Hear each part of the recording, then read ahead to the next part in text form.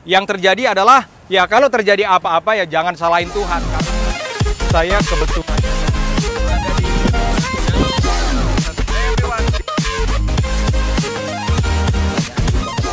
lupa guys, klik tombol subscribe karena klik tombol subscribe itu gratis untuk menonton. Yahoo! Hai, salam everyone. Saat ini saya sedang berada di Singapura. Saya melayani beberapa gereja yang ada di Singapura.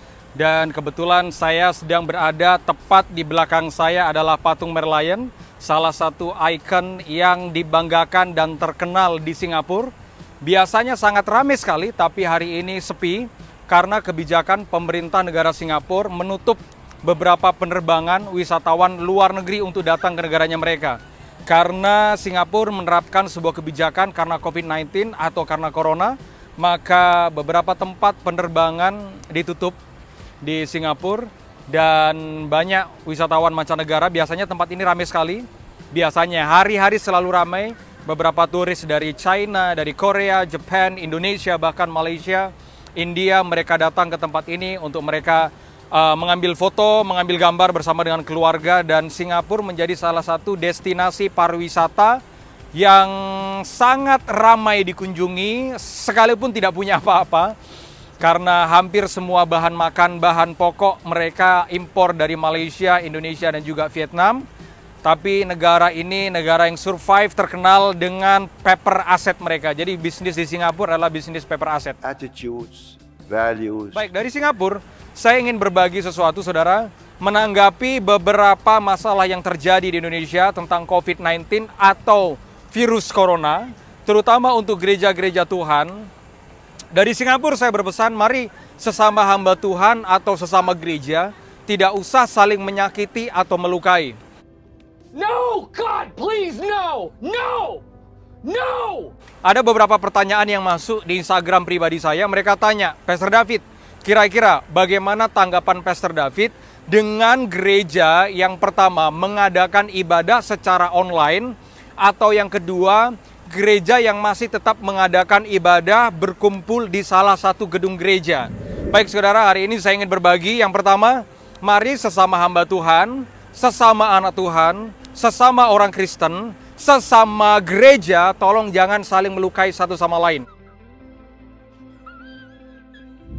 Baik, pemerintah sudah menetapkan sebuah kebijakan karena virus corona atau COVID-19 sudah menjadi isu global pandemik dunia, maka kebijakan pemerintah kita lewat presiden kita, Presiden Joko Widodo, menerapkan sebuah kebijakan dan aturan bahwa per minggu lalu maka seluruh kegiatan akan dilakukan di rumah.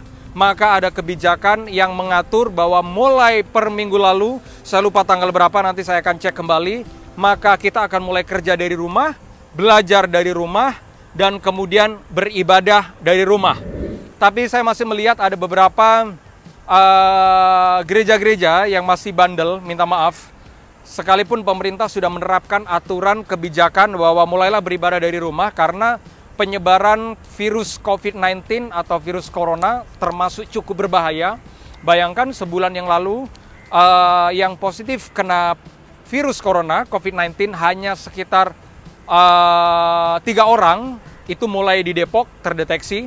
Dan bagaimana mungkin dari 3 orang terus kemudian sebulan kemudian menjadi lebih dari 500 orang yang sudah terinfeksi positif virus COVID-19 dengan angka kematian yang meninggal per hari ini 58 orang dan yang sudah sembuh 30 orang. Jadi angka kematian lebih tinggi daripada angka kesembuhan. Itu yang terjadi di pemerintah Indonesia.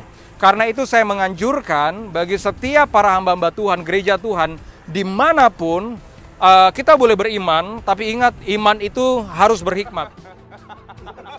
Orang yang beriman akan memakai akal, pikirannya, dan hatinya untuk berhikmat. Karena iman itu tidak iman bodoh, tapi iman itu tidak iman sembarangan. Tapi iman itu adalah iman yang memakai akal sehat, iman yang berhikmat.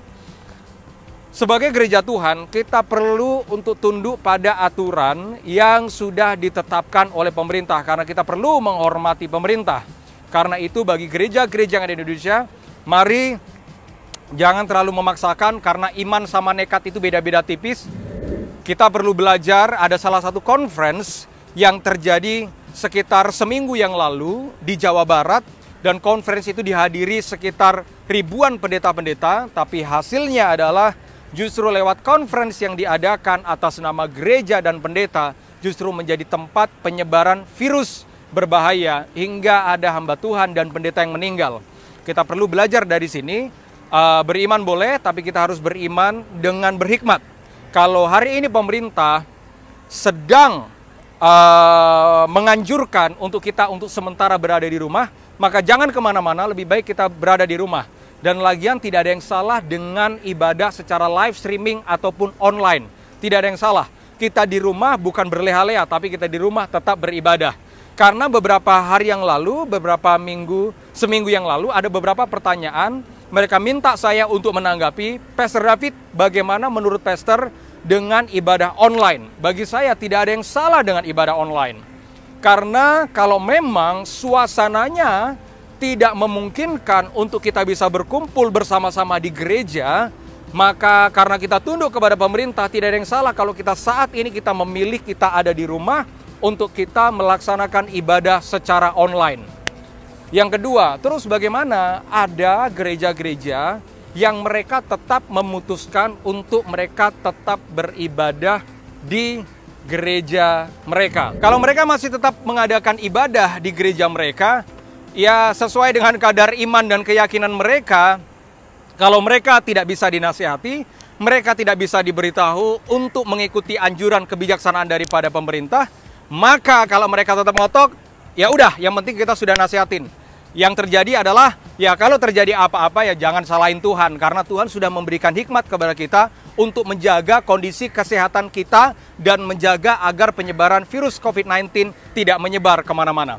Karena itu saya berdoa dimanapun Anda berada, nggak usah ngeyel.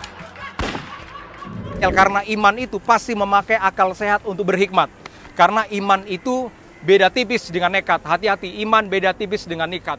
Karena itu dimanapun Anda berada, mau Anda ibadah secara live streaming, Anda tidak salah, lakukan itu dengan sungguh-sungguh. Dan pakai kesempatan ketika pemerintah menerapkan kebijakan untuk masing-masing bisa self-karantin di rumah, mengkarantina diri sendiri di rumah, maka jangan pergi kemana-mana, jangan nongkrong berkumpul dengan banyak orang, tapi pakai kesempatan ini untuk beribadah, berdoa, berkumpul bersama dengan keluarga. Dan kita perlu berdoa agar virus COVID-19 segera berakhir. Ada banyak hal yang dirugikan atas penyebaran COVID-19.